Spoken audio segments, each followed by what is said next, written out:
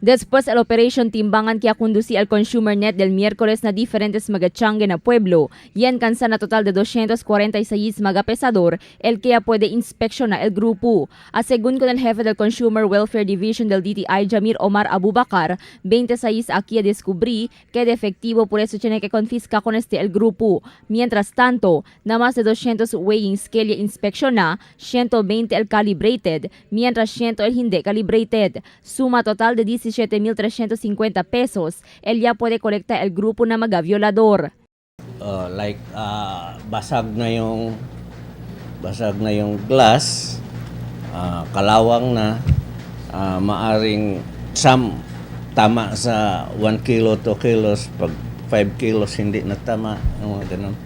El Consumer Net composita el representantes del DTI, City Treasurer's Office, Senro, NFA, Zamboanga City Water District y otros conectados ahensya. Según pa na DTI, objeto del inspección, amo para identificar con aquellos que comete violación o manipula con magapesador de changue. El operation siguiendo el cuantos reclamo del cuantos consumidores y tiene objeto proteger el derecho del público.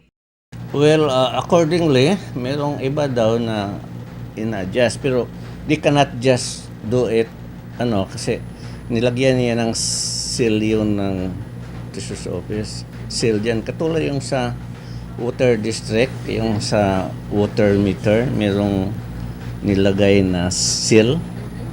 Hindi basta-basta din yan ma-manipulate nila.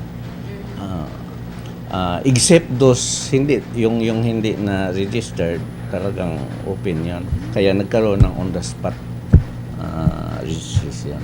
Según na DTI, manera para asegurar el público si propio el pesadez del produkto ta kumpra sila na change, endereza según na magatimbangan ng bayan, ya insola na cuantos parte del change. El inspeksyon según ya kubri con el change de Santa Cruz, Aderes, Yubenco y Old Public Market na pueblo. El inspeksyon ya conduci na meat y fish section, vegetable y fruit section, y también na rice section del change. Crystal Almonia, Dateline Zamboanga.